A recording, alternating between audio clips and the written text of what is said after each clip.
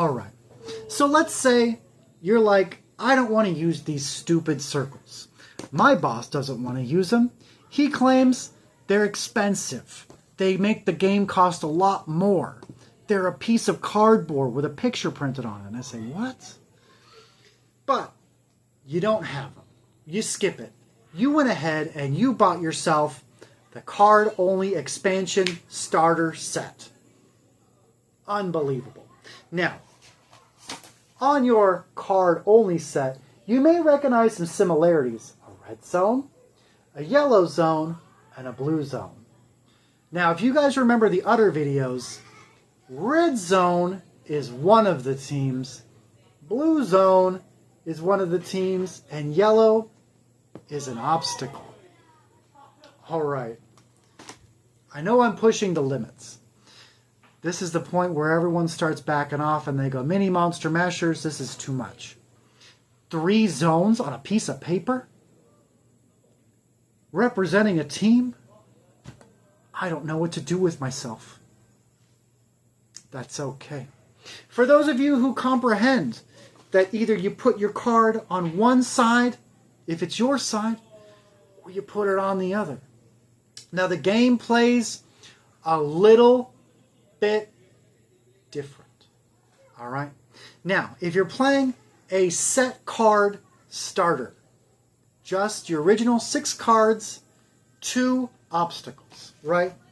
In the card only starter. You're going to have your 2 monsters, as there's no minions in the card only. Oh no, yeah, 3 monsters and 1 obstacle, right? Unbelievable moments. It's scary, it's confusing, but when you open up your starter set, that's all you have. If you split the cards in half, you just did it. Ah, man. Anyways, so, unlike before, what you're going to do is you're going to put all 3 of your monster cards down on the mat. Okay? Now, you may have noticed there are 6 squares per side. Now, there's a reason for this. And this is where it gets a little bit complicated beyond the impossible that already exists. So, you have your 6 squares. Once you put your monsters down, there needs to be always at least 1 monster on either of the 2 rows. Because there's 3 squares in each row, which equals 6. Now that's some pretty hard math for anybody on Earth, ever, for any reason. So, if the math is too much for you, that's okay. Maybe the card version isn't meant for you if you don't understand A and B of the 2 columns. But you want to keep 1 in that back and at least 1 in the front at all times. Now the ones that are touching the yellow, that would be the middle, the front. Those are melee hit monsters. You can hit those monsters with any melee attack you want if there's no obstacle directly in your way. If there is, you either need to climb it or take the damage. If it's water, it affects your movement, but we're not there yet. So, now you're asking yourself, okay, the front makes perfect sense. Now I'm just completely confused on what the back would mean. I know that there's range monsters, but it wouldn't make sense that the monster in the back uses the range section. But guess what? It does. The back section protects 1 monster from melee attacks and allows you to perform ranged attacks without taking a hit. Now, let's say you have your 2 cards and they're sitting in front of each other. You can't shoot through somebody. You can. That's called friendly fire. It's also how you kill somebody. But we're not talking about that. We're talking about the fact that if you want that clear line of sight, you gotta make it. On your move phase, the beginning of your turn, you move your monsters around so that that shooter has a clear shot. This is where the strategy comes in. If you're worried about that shooter, but you're not paying attention to your other team's attack melee monsters, you may be setting yourself up for a direct attack. And remember how I said we don't play our obstacles right away? Okay, we're going to grab this steel wall.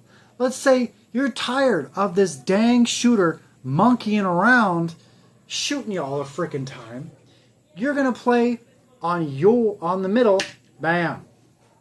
You now have a wall, and that wall keeps you from getting hit by a gun, by a melee attack, unless of course it's speedy and you climb over it and it doesn't affect you.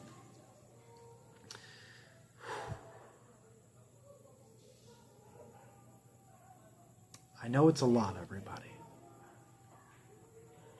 But we're utilizing the same cards, the same abilities, the same attacks, with a slightly different order. Now, we're going to take a step forward. We're going to say, all right, Lauren, I lost 2 of my cards, okay?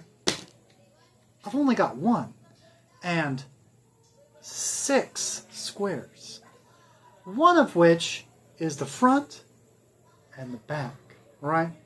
Now, what you need to do is you need to flip. Okay? Once you flip it, you either then A, keep both of your columns. But if you fail that flip, the back column is now gone. You only can exist in the melee slot. Alright? And now you're forced to be up in the front because you no longer have a monster to hold the back line. Or vice versa. If you only have a monster in the back, you now lose the front and the back is shifted forward. Either way, it's the same stupid thing. And that would be Mini Monster Masher's card-only version explained.